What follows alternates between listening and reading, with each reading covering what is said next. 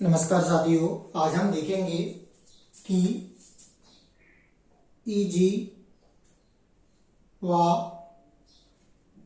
Etc में क्या अंतर है और इनका फुल फॉर्म क्या होता है। तो ईजी का फुल फॉर्म होता है एग्जाम्पली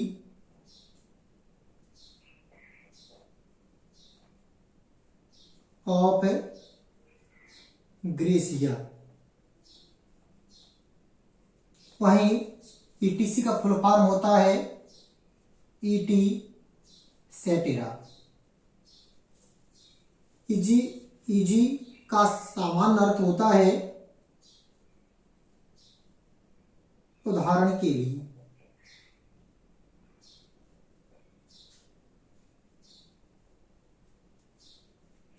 या फिर हम कह सकते हैं कि बगैर। सामान्य हिंदी में हम इसे बगैर भी कह सकते हैं।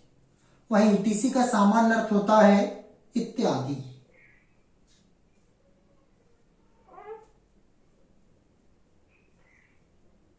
इत्यादि या आदि। तो आपने देखा ईजी व ईटीसी में अंतर। पहला अंतर, इसका फुल फॉर्म होता है एग्जाम्पली ऑफ ग्रेसिया।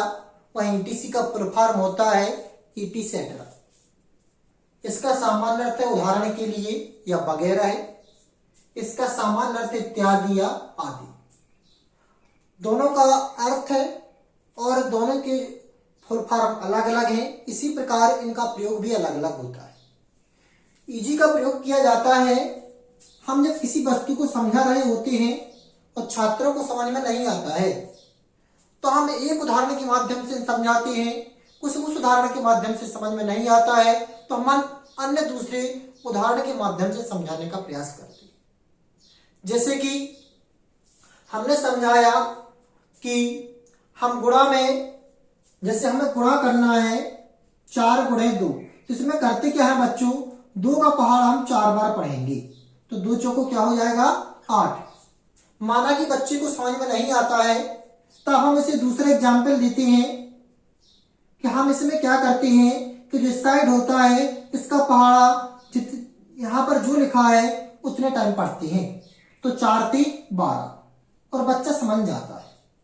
तो हम एक से अधिक एग्जाम्पल के माध्यम से जब समझाते हैं तो हम ईजी का प्रयोग करते हैं।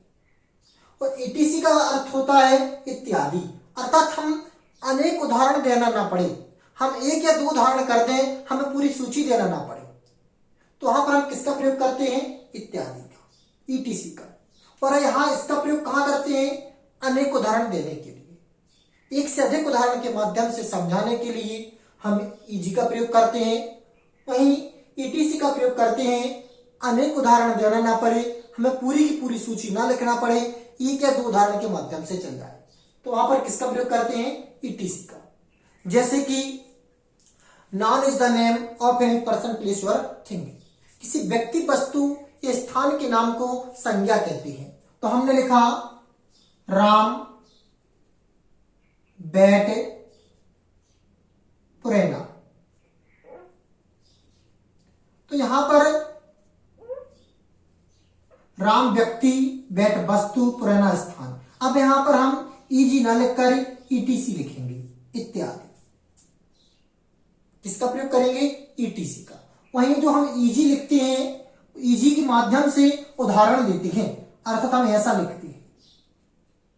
वहीं ईटीसी कहां लिखी जाती है, एग्जाम्पल 2 या 3 एग्जाम्पल लिखने के बाद एग्जाम्पल के अंत में, अनेक एग्जाम्पल के अंत में ईटीसी का प्रयोग करते हैं, 2 या 3 एग्जाम्पल के अंत में। वहीं ईजी के माध्यम से हम एग्जाम्पल देते हैं। इसमें पूरी सूची देने से बचते हैं, इसमें एक या अनेक उदाहरण के माध्यम से समझाते हैं। इसका फुल फॉर्म होता है एग्जाम्पली ऑफ ग्रेसिया व इसका फुल फॉर्म होता है ईटी सेटेरा। इसका सामान्य अर्थ होता है उदाहरण के लिए या वगैरह है। इसका सामान्य अर्थ होता है इत्यादि।